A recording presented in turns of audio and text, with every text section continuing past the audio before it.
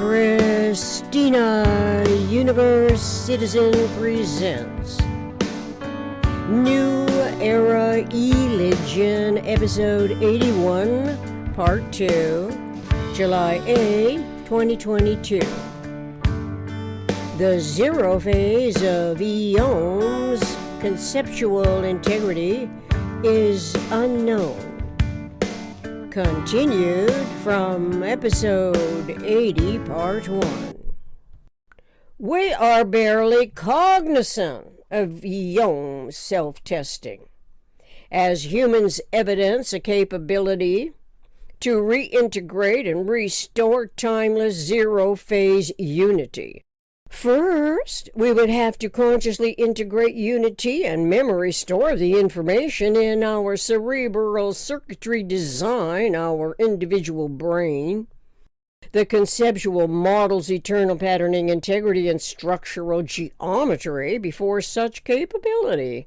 Instead, the R factor designate fear engendering by threats from the highly-touted divinity, whose ultimate objective apparently is to offer heaven or hell, where the religion holds an invisible court for such designations.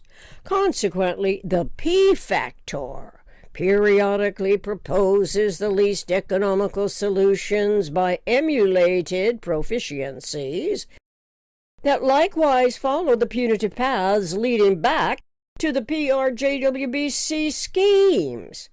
Over millenniums, those interrelating schemes have perpetuated the slave mentality human condition.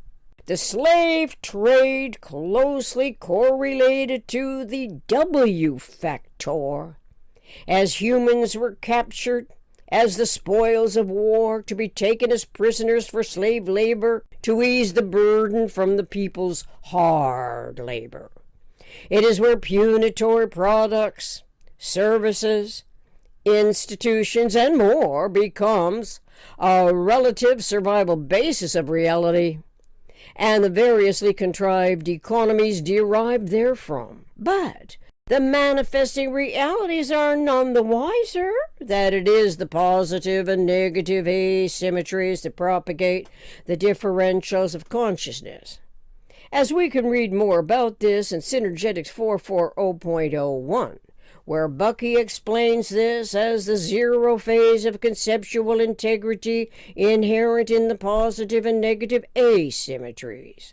If we have no vector equilibrium as zero model in mind and rely, albeit subconsciously, on the PRJWBCS,